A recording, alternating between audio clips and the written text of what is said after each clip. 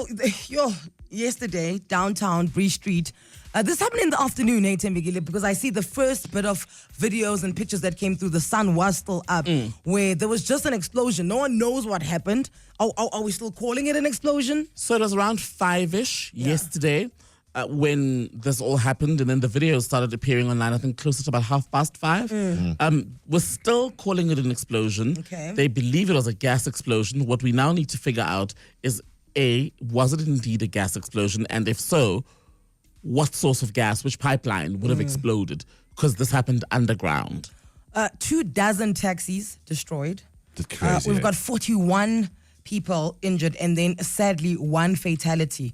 This happened in downtown Jozi. Eyewitness News reporter Thabiso Goba was one of the immediate journalists to be on the ground there yesterday, and this is why I felt we should have a chat. Thabiso, good morning, or welcome to Anele and the club. Good morning, Anele. Thanks for having me. Thank you so much. How quickly were you there? And can you give us the time frame as to when did it happen, and then when did you get on the ground?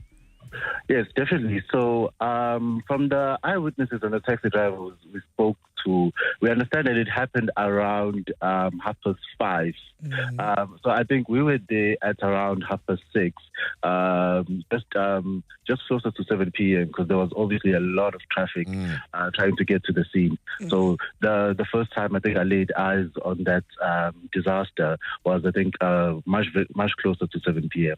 So from the videos and the pictures, it looks like there's quite a bit of damage, and it's quite a lot. But Thembekile was saying earlier that it's actually quite a small part of the street that has been damaged. What can you say around that? Yes, it is 100%.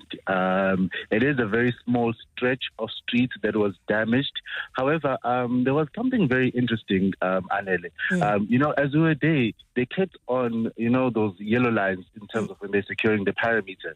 So that they kept on moving it back, because the cracks on the road were kept on expanding.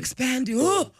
So even those holes where the explosions happened, the firefighters told us, they weren't that deep. I think by the time we left, they were about 5 meters deep.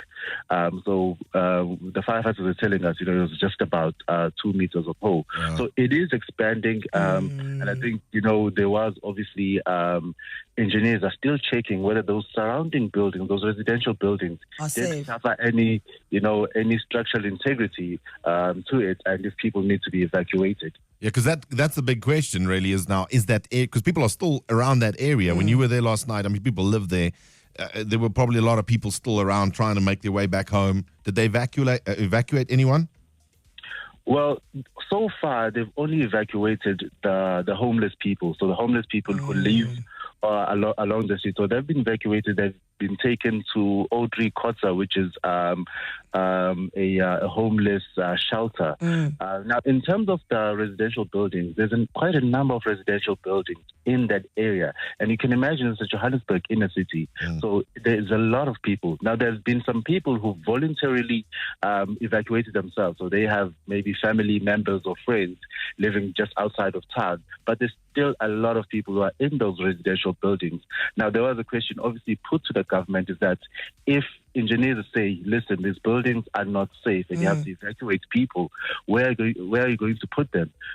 So, that is what government is currently working on now, on that eventuality.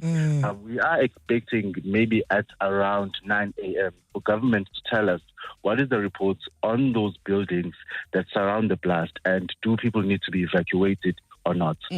So people were saying afterwards that there was the smell of gas in the area, but I'm wondering if there was any indication that this would have happened. Was there a smell of gas, for example, before the actual explosion?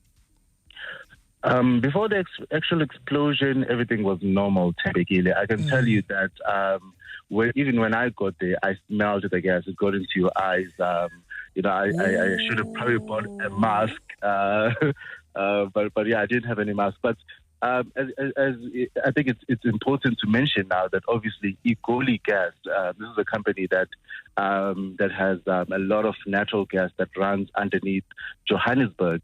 Now, up until 2004, Thembekile, this was a government-owned company, and then it was taken over. It was privatized and obviously expanded its networks. Now, there are sort of like 4 main servitudes that run under Johannesburg roads. So those are sewers.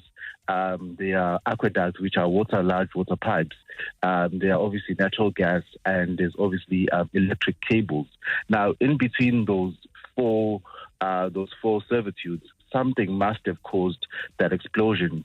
So there was a question which I asked personally to Thembekile in terms of, is there any other pipelines, gas pipelines that belong to another entity which is not Egoli Gas, but obviously, it was 11 p.m. when that press briefing happened. Yeah, so you can't get the answers at that time. That question sort of fell through the tracks, but it's something that we are going to be following on, because a lot of people, a lot of eyewitnesses believe this was a gas explosion, and they don't believe that water, sewage, or electricity or electric cables could have that much of an impact or that much of an explosion. Yeah, but also you're saying when you got there, you smelled the gas. So, I mean... Yeah, it builds up inside one of the pipes or whatever. So, Thabiso, my question then is, and you kind of touched on it, when you arrived there, what were people's reactions? What did they look like? What were they saying? Where are they going? What were their fears? Well, I think a lot of people, which was very worrying, Cindy, because... the Boksburg disaster is still fresh in our minds. Where people, obviously, there was 2 blasts, and the secondary blast killed a lot of people. So it was very worrying that people were still smelling the gas, but they're still around the scene, taking videos and taking pictures. But, the people that we spoke to, I even spoke to a taxi driver who was driving just behind that explosion. And he said, he saw the ground lift to the air and then drop back down. Oh, my word, it's a movie. Scary. It's a movie. And, there was smoke coming out the roads. But obviously everyone, even by last night, people were still complaining. Some residents were saying the gas is getting to our homes and we're struggling to breathe. So there was a very strong gas there. I smelled it myself. Everyone smelled it. The eyewitnesses smelled it, and it became strong after the explosion. Thabiso, when I was looking at those pictures, and I'm going to let you go now because I know you've got your work cut out for you today. When I was looking at those pictures and the cracks, did any people fall inside the cracks? Did you find that the rescue workers had to get people out of the cracks, or was at least, that's not the damage that we're facing? Well, at the time, Anele, when I was there, because I was there last night, there were 2 people who were in critical condition. Now, remember, this accident happened around 5:30. So this is sort of rush hour. People are coming back from work. So all those taxis that got damaged, they did have full passenger complements. So there were a number of people that had to be pulled out of the rubble. But obviously with this breaking news that we just found out this morning, there was obviously one person that sadly died. Emergency and rescue teams are still searching. So once we get the all clear, then obviously we will report that as soon as possible. Thabiso Goba, you have been fantastic. Thank you so much. You've literally, you shone a light here into the darkness. We had questions, you answered them. He is an EWN reporter, Thabiso Goba. He will be covering the story all day today. Anele and the club on 947.